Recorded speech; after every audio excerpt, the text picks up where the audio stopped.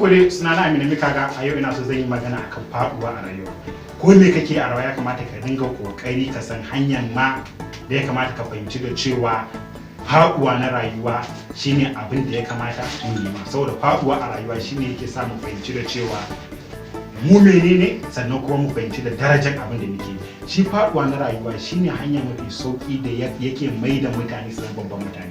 Mutumin da yake a baya faduwa a rayuwar shi, ko kuma mutumin da idan ya fadi yake barin abin da ya fara, baya zama mutum mai nasara a rayuwa.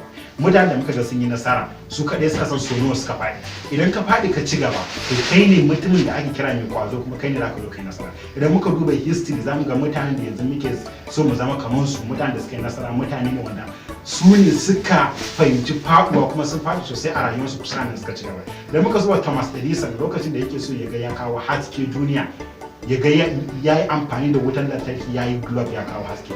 Mutumin nan da ya fara yana faduwa ya faɗi sama da su 1000, amma bai bari ba, da ya ci gaba yau gashi nan ya canja tarihin duniya. Ko ina ana amfani da skills din shi. Ko da kake so ka yi, ka san da cewa za ka faɗi, amma idan ka faɗi ka ci gaba. Lokacin da ka faɗi ka dakatar, to shi kenan ka faɗi, amma idan ka faɗi ka ci gaba za ka zo kai nasara. Abraham Lincoln lokacin da yake so ya zama president na America, yana fitowa takara ya faɗi, ya yi so 15 yana faɗuwa, amma bai bari ba.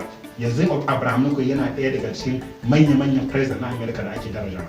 Menene ya sa kake tunanin dan ka faɗi shi kenan? Idan ka faɗi, to shine za ka fahimci kuskuren da kai, sa'annan ka tashi ka ci gaba har sai ka zo kai nasara. Kada ka saurari mutane, ka nemi faɗuwa a rayuwarka. Faɗuwa yana ɗaya daga cikin abin da yake mai da mutane masu daraja, sannan kuma abin da yake sa mutane su yi nasara.